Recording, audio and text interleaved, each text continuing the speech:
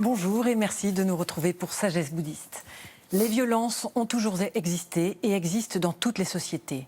On ne peut y échapper et bien que l'on souhaite préserver les enfants, ils peuvent être témoins ou victimes de violences. Comment leur expliquer la violence, celle qui notamment aura marqué tragiquement l'année 2015 chez nous en France? Quelles réponses donner aux jeunes qui en ont été témoins? Ce sera le thème de notre émission aujourd'hui. Pour en parler, nous avons le plaisir de recevoir le psychiatre et essayiste Serge Tisseron. Nous verrons tout d'abord comment on peut parler des récents événements aux enfants et pourquoi il faut en parler. Serge Tisseron, bonjour. Bonjour. Vous êtes psychiatre, psychanalyste et docteur en psychologie. Vous êtes l'auteur de très nombreux ouvrages, aussi bien personnels que collectifs. Vous avez notamment travaillé sur les secrets de famille, mais aussi sur l'impact des écrans sur les jeunes générations et puis sur l'empathie. Merci d'être venu aujourd'hui pour répondre à nos questions. Alors, tout d'abord, comment expliquer aux enfants ce qui s'est passé récemment, en novembre dernier? Oui. Alors, d'abord, ce qui est très important, c'est d'essayer de comprendre ce qu'ils ont pu comprendre. D'autant plus que les enfants parlent beaucoup entre eux à l'école, on ne sait pas trop ce qui circule. Je vais vous donner un exemple, un enfant qui refusait de dessiner après les événements. Pourquoi? Et il dit, mais parce qu'on tue tous les dessinateurs. Et donc, en fait, c'était de ça dont il fallait partir avec lui. Lui expliquer que, voilà, c'était pas les dessinateurs de certaines choses, voilà. Donc, partir de ce qu'ont compris les enfants, toujours leur donner la parole d'abord, et puis, bien sûr, leur donner des repères, et notamment des repères géographiques. Et vous savez, on a beaucoup insisté sur l'importance à Paris qu'il y a eu d'emmener les enfants là où avaient eu lieu les attentats. C'était important pour qu'ils apportent une fleur, pour qu'ils apportent un petit dessin, mais c'était très important aussi pour qu'ils localisent l'événement. Localiser l'événement dans un instant, dans une durée, le localiser dans un espace, c'est pouvoir commencer à prendre du recul. On n'est plus envahi par l'événement, on l'a localisé dans sa tête parce qu'on l'a localisé géographiquement et dans une durée. Dans une durée, ça veut dire qu'on a parlé aussi de la chronologie des faits. On leur explique en détail. Oui, parler de la chronologie des faits, et puis éviter aussi de vouloir employer un langage trop enfantin. Je vais vous donner un autre exemple, des parents qui avaient expliqué à leur enfant qu'il y avait eu des méchants, les méchants avaient tué les gentils, et puis alors l'enfant a dit, et les méchants, qu'est-ce qu'ils sont devenus? Les parents ont dit, ben, écoute, les méchants ont été tués. Alors l'enfant a dit, mais c'est super, alors il n'y a plus de problème, les méchants sont morts. Vous savez, comme dans l'histoire du loup et des trois petits cochons, une fois que les méchants sont morts, le livre est fini, on referme, on passe à autre chose. Donc c'est très important d'expliquer aux enfants qu'il s'agit d'actes de guerre, actes de guerre localisés, voilà, la France est un pays en guerre, ça a été assez dit en plus dans les médias, les enfants l'ont entendu, donc il n'y a pas de raison de ne pas le cacher. La guerre, ils en ont entendu parler, ils en ont entendu parler à l'école, il y en a eu tellement dans l'histoire de France, donc ce sont des actes de guerre, et puis voilà, la France intervient dans un pays étrangers et des étrangers commettent sur notre territoire des actes de guerre qui sont des actes de terrorisme pour terrifier la population.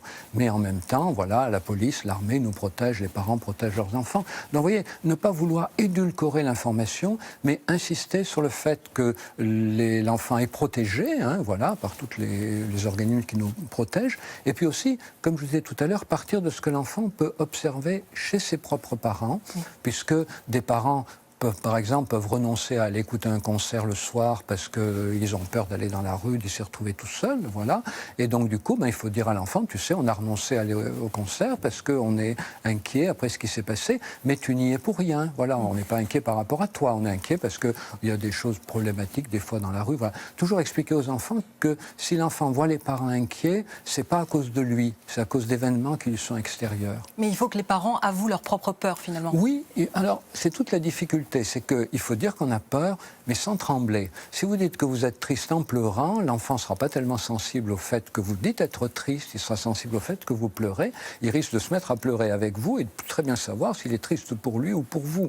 Et de la même façon, si vous êtes très inquiet et que vous dites « je suis très inquiet en tremblant », l'enfant va, comme une éponge, s'imbiber de votre angoisse. Donc il faut déjà avoir pris un peu de recul, en avoir parlé entre mari et femme, frère et sœur, sur son lieu de travail, avoir pris un peu de recul par rapport à sa propre inquiétude et pouvoir dire à son enfant, écoute, vraiment, on vit dans une période difficile, je suis inquiet, mais heureusement, je suis rassuré de savoir que des gens nous protègent, voilà, que la police, l'armée nous protège. Il faut à la fois dire qu'on est inquiet et dire qu'on est rassuré et dire que si l'enfant a vu son parent inquiet, encore une fois, le parent n'est pas inquiet pour l'enfant, de ce que l'enfant aurait pu faire ou de ce que l'enfant risque, mais le parent est inquiet de la situation générale.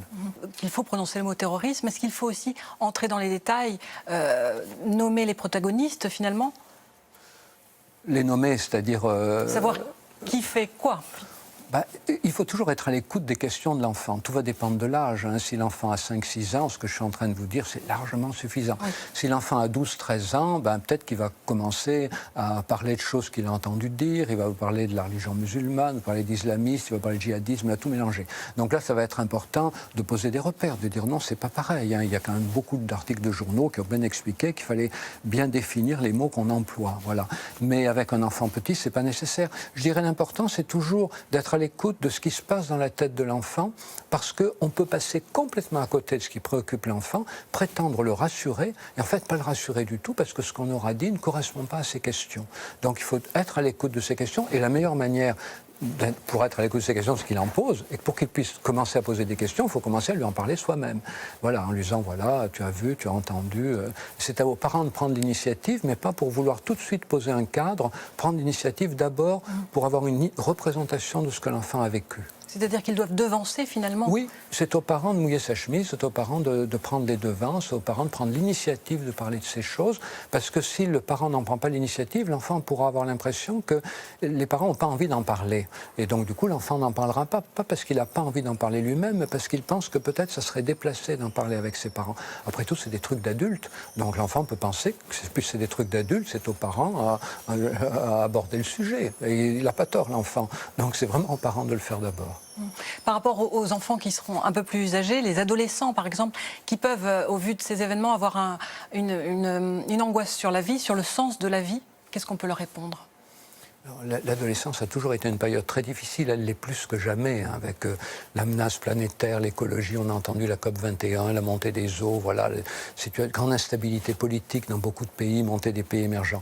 Donc je crois que ce qu'il faut dire aux adolescents, c'est que nous vivons une période très difficile, c'est normal qu'ils soient inquiets de l'avenir, donc la meilleure manière de préparer son avenir, c'est de le préparer aujourd'hui, en essayant d'apprendre le plus de choses possibles sur le monde, en lisant, en s'informant, en allant à l'école, voilà, en discutant, et puis que les parents sont là pour aider l'enfant, pour être disponibles à lui.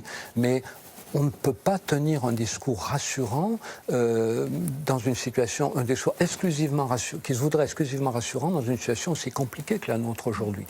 Parce que ça serait une façon de dire à l'enfant, ton angoisse, garde-la pour toi. Or, ça serait la pire des choses qui soit, parce que l'enfant, du coup, ne s'ouvrirait plus à l'adulte de son inquiétude. Il ne faut pas oublier non plus qu'il n'y a pas seulement toutes les inquiétudes projetées dans l'avenir, il y a aussi quand même beaucoup de situations de violence que les jeunes connaissent. Hein. Le racket à l'école, ça existe. Hein. Les enfants qui copient sur un camarade et qui disent « Monsieur, madame, il a copié sur moi ». Toutes ces petites malveillances de la vie quotidienne, des insultes entre enfants. « T'es un nul, voilà, tu ne trouveras jamais à te marier, t'es pas beau ». Voilà, ces choses qui sont dites souvent sans y penser, mais qui blessent beaucoup certains enfants. Donc, si un enfant évoque son angoisse par rapport à l'avenir, il faut lui dire d'accord, c'est vrai, tu as raison, mais peut-être que dans ton quotidien, il y a aussi des choses qui t'angoissent. Parce que l'enfant peut très bien évoquer les grandes causes d'angoisse pour ne pas évoquer les petites causes d'angoisse de son quotidien, qui sont tout aussi importantes pour lui, même beaucoup plus. Alors, dans vos articles, vous parlez de dépervertir les situations de gravité. Qu'est-ce que ça veut dire exactement ? Alors, ça veut dire que quand on est confronté à une violence très, très visible, très frappante, comme on pourrait dire une violence explicite, hein, voilà, un coup de poing, un coup de couteau, un coup de fusil, une insurrection. Ça, c'est des violences qui font la une des médias. C'est normal qu'on en soit informé. Mais souvent, il faut comprendre que ces violences sont l'aboutissement d'autres violences qu'on peut appeler des violences invisibles, hein, des conditions de travail extrêmement inhumaines, des licenciements, des situations de harcèlement professionnel. Et donc dépervertir la violence, ça veut dire pointer, dans la vie publique, mais pointer donc aussi aux enfants, le fait que souvent les violences explicites, visibles, sont les résultats de violences que l'on n'a pas vues. Et pourquoi ça va être important de leur expliquer ça ? Eh bien, ça va être une manière de les inviter à dénoncer ces violences invisibles.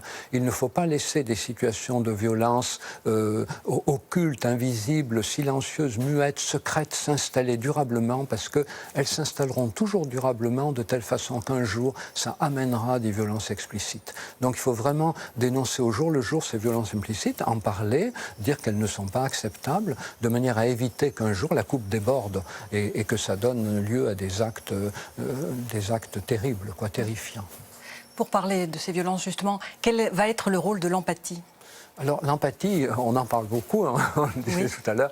Voilà, c'est une faculté complexe. Pour aller vite, on peut dire que c'est une faculté qui se construit en plusieurs paliers, plusieurs niveaux. Alors quand l'enfant a 1 an, celui-là qui est la première dimension de l'empathie, empathie affective, c'est il repère sur le visage de l'autre si l'autre est content, pas content, inquiet. Voilà. Alors tous les enfants n'ont pas cette capacité. Les enfants autistes semblent la constituer difficilement, mais en principe, l'être humain, à partir d'1 an, on est à peu près capable.